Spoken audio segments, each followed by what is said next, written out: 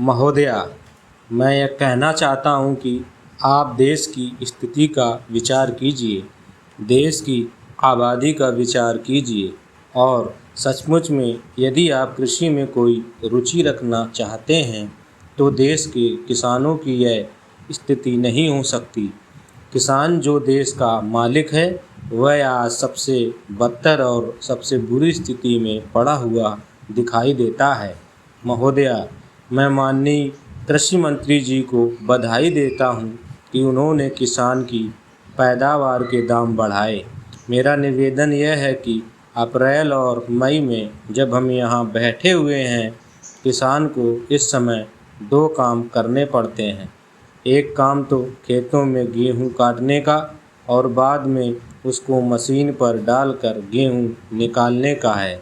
दूसरा काम यह है कि गन्ने के खेतों में फसल अभी तक पड़ी हुई है, उसको काटकर मिलों के सेंटर्स पर ले जाना पड़ता है।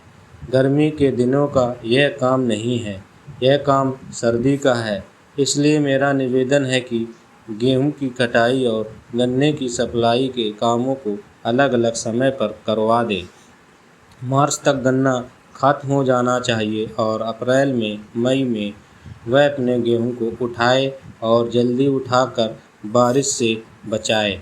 मेरा निवेदन है कि भारत सरकार ने जो शुगर पॉलिसी बनाई है उसमें कृषि मंत्री जी संशोधन करें ताकि जो गन्ना आज भी उत्तर प्रदेश के जनपदों में खेतों में पड़ा हुआ है वह मार्च तक ख़त्म हो जाए और किसान अप्रैल में अपने गेहूं की कटाई कर सके।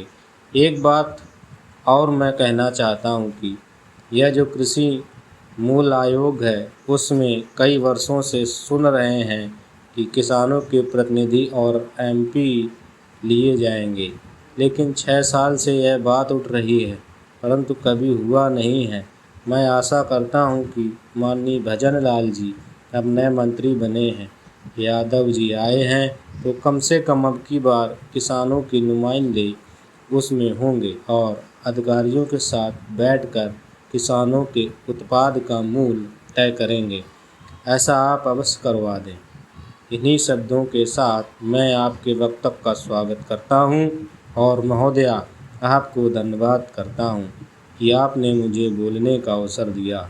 सभापति महोदया, सबसे पहले तो मैं सभी माननीय सदस्यों का बड़ा आभारी हूं कि उन्होंने बहुत ही मूल्यवान और आदर्श विचार रखे।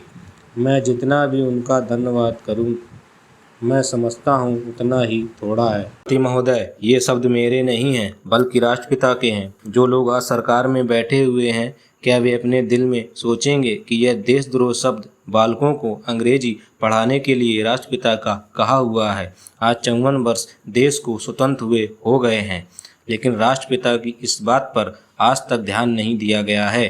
अंग्रेजी भाषा को पढ़ाना क्यों बंद नहीं किया गया और उसको दैनिक कार्यों में क्यों प्रयोग में लाया जाता है? मैं इस बात को कई बार इस सदन में कह चुका हूं और मैंने विधान परिषद की नियमावली में 1 वर्ष पहले एक संशोधन भी रखा था, लेकिन मेरा दुर्भाग्य है कि वह संशोधन वर्ष भर से इस सदन में प्रस्तुत नहीं हो सका।